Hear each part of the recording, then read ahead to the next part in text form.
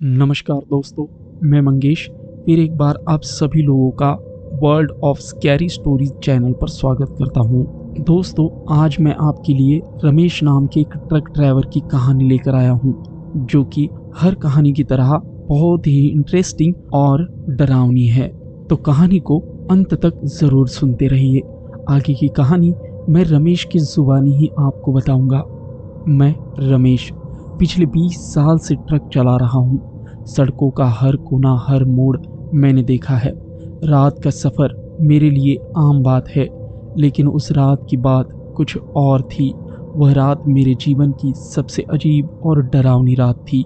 यह बात कुछ साल पहले की है।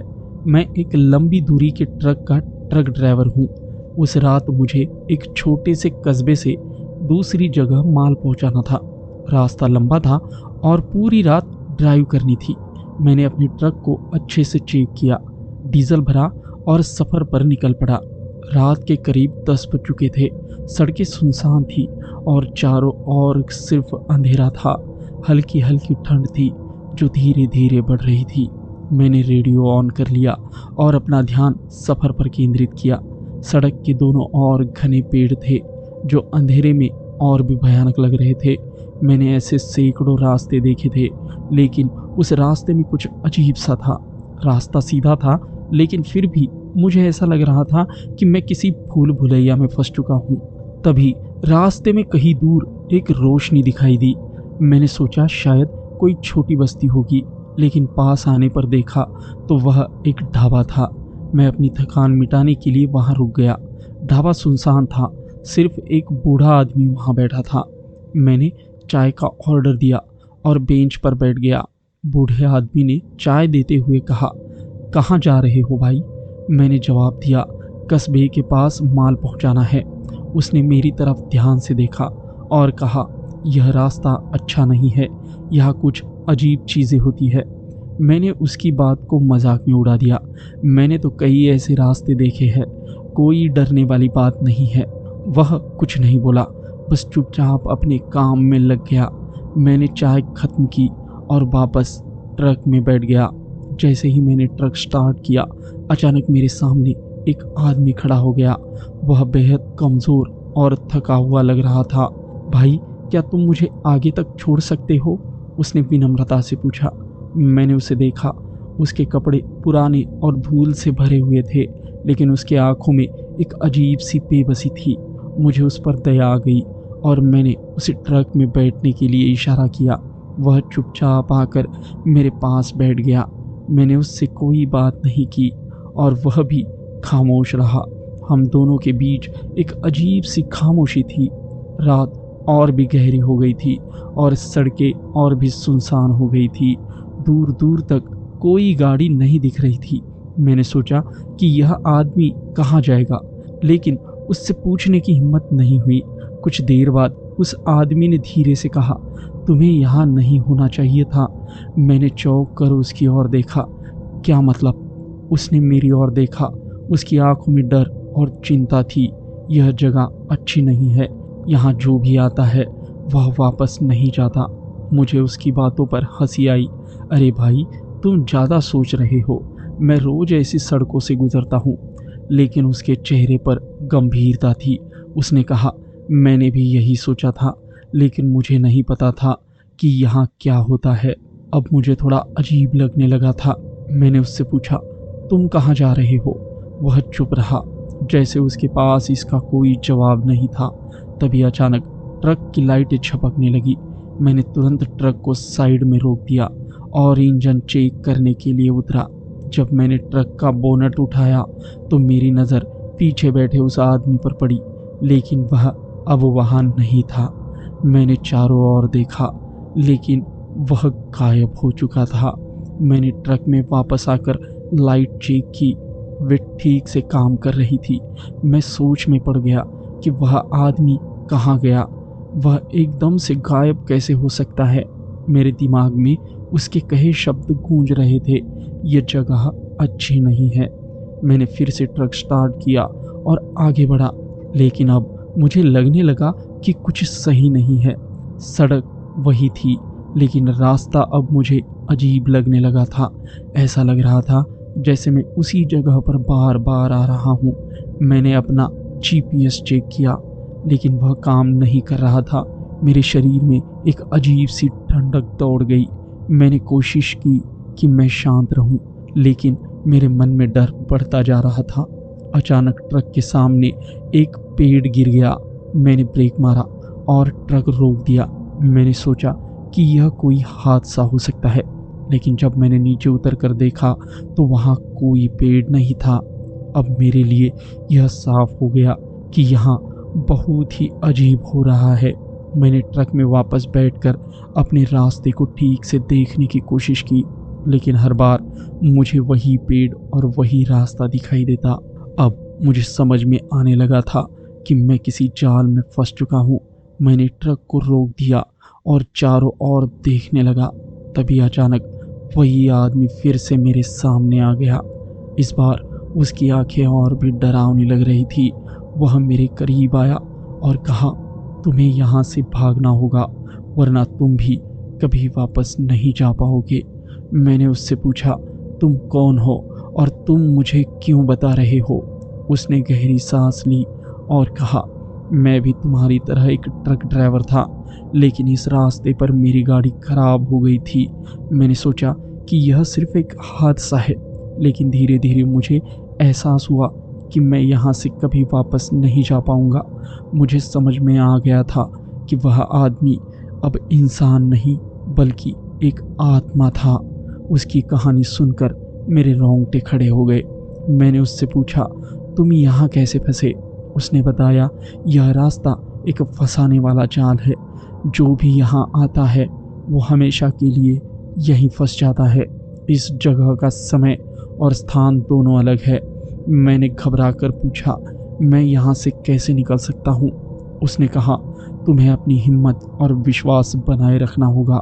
इस रास्ते पर जितना तुम डरोगे उतना ही यह तुम्हें फंसाएगा। तुम्हें हर कदम सोच समझ कर उठाना होगा। उसकी बातों ने मेरे मन में एक जिद पैदा कर दी। मैंने फैसला कर लिया कि मैं इस जाल से बाहर निकल कर ही रहूँगा। मैंने ट्रक को स्टार्ट किया और धीरे धीरे आगे बढ़ा, लेकिन अब मैंने एक नई रणनीति अपनाई। मैंने अपने डर को अपने ऊपर हावी नहीं होने दिया। रास्ते में मुझे कई अजीब चीज़ें दिखाई दी, धुंधले साए, अजीब आवाज़ें और अंधेरे में जलती हुई आंखें। लेकिन मैंने अपनी गति नहीं रोकी। मैंने अपनी नज़र सड़क पर जमाए रखी और खुद को शांत रखने की कोशिश की। धीरे धीरे मैंने महसूस किया कि वह अजीब घटनाएं कम होने लगी। सड़क अब धीरे धीरे साफ हो रही थी और मुझे ऐसा लगने लगा था कि मैं उस जाल से बाहर आ रहा हूँ। अब मैं जल्द से जल्द उस रास्ते से बाहर निकलना चाहता था और अपने ट्रक की स्पीड बढ़ा दी। लेकिन जैसे ही मैंने अपनी स्पीड बढ़ाई, अचानक चारों ओर धुंध छा गई। ये धुंध कोई आम धुंध नहीं थी। यह इतनी घनी थी कि इसमें से कुछ साए निकलते हुए दिखाई दिए। यह साए बेहद ही भयानक थे। उनके चेहरों पर पीड़ा और असीम दर्द था। उनकी आंखें सुलगती हुई आग की तरह चमक रही थी और उनके शरीर से अजीब सी सिसकियाँ निकल रही थी। मुझे लगा जैसे मुझे कुछ कहना चाहते हैं, कुछ बताना चाहते हैं, लेकिन वे आवाज़ें स्पष्ट नहीं थी। अब मेरा मन और भी बेचैन हो गया। मैं समझ नहीं पा रहा था कि ये साए कौन है और ये मुझसे क्या कहना चाहते हैं। तभी एक वृद्ध महिला का साया मेरे सामने आया। उसकी आंखों में करुणा और दर्द का मिला जुला भाव था। मैंने उस औरत के सामने गाड़ी रोक दी। वो औरत मुझसे बिना कुछ कहे ही सीधा मेरे ट्रक में आकर बैठ गई और मेरे बिना पूछते ही उसने मुझे इस रास्ते के बारे में कहानी सुनाना शुरू की। उसने कुछ इस तरह से बताया कि ये रास्ता उस गांव से गुजरता है जो सदियों पहले शापित हो गया था। मैंने हैरान होकर पूछा, कौन सा गांव और वह शापित कैसे हुआ?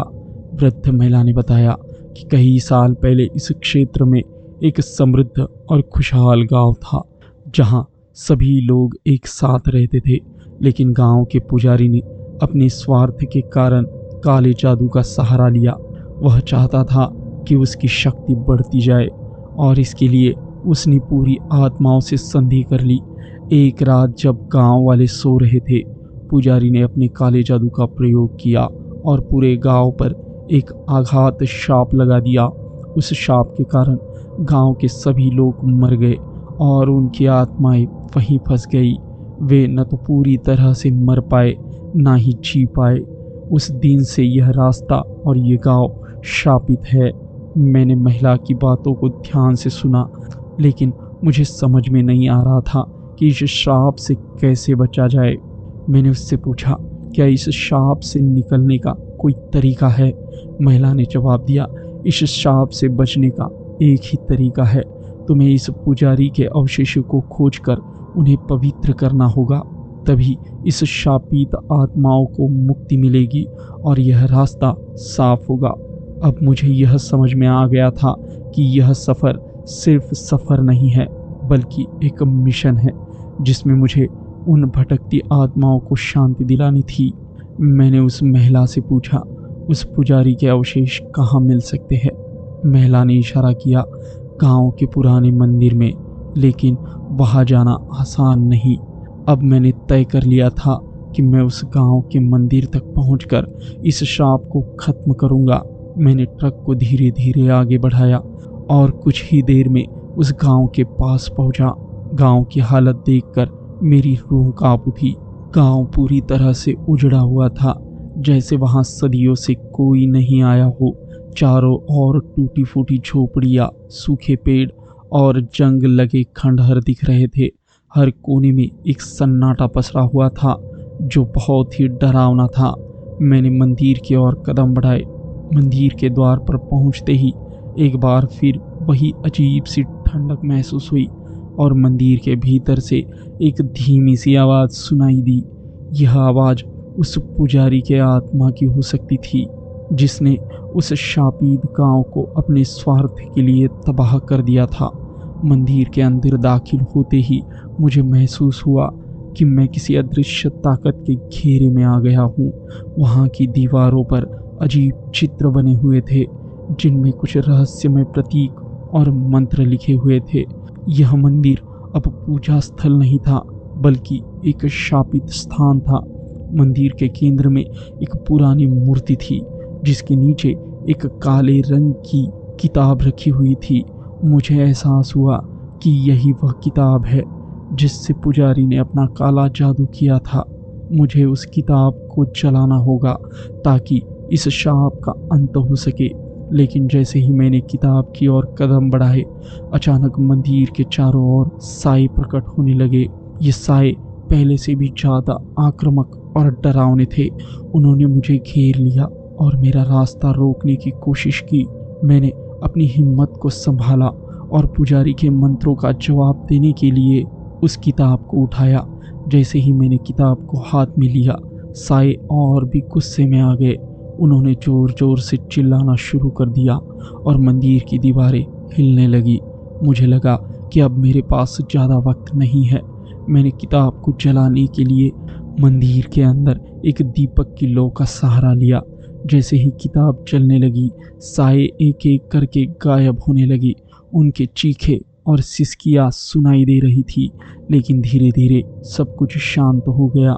आखिरकार किताब पूरी तरह से जल गई और उसके साथ ही पुजारी का शाप भी खत्म हो गया। जब मैं मंदिर से बाहर निकला तो सुबह की पहली किरणें उस शापित गांव पर पड़ चुकी थी। गांव अब पहले जैसा उजड़ा और भयावह नहीं लग रहा था। वह जगह अब शांत और पवित्र महसूस हो रही थी। मैंने अपना ट्रक स्टार्ट किया और बिना किसी डर के उस रास्ते से बाहर गया। उस दिन के बाद मैंने कभी उस गांव की ओर रुख नहीं किया, लेकिन मुझे हमेशा इस बात का गर्व रहेगा कि मैंने उस शापित गांव को मुक्त किया।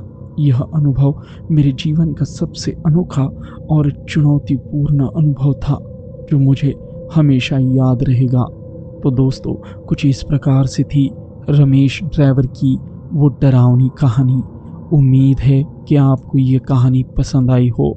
अगर आपको ये कहानी पसंद आई है तो आपको स्क्रीन पर दिख रही ये कहानी भी ज़रूर पसंद आएगी, जिसमें एक पुलिस वाले का सामना पुराने मंदिर में काला जादू करने वाले एक साए के साथ हुआ था। मैं आपसे मिलूँगा अगली वीडियो में।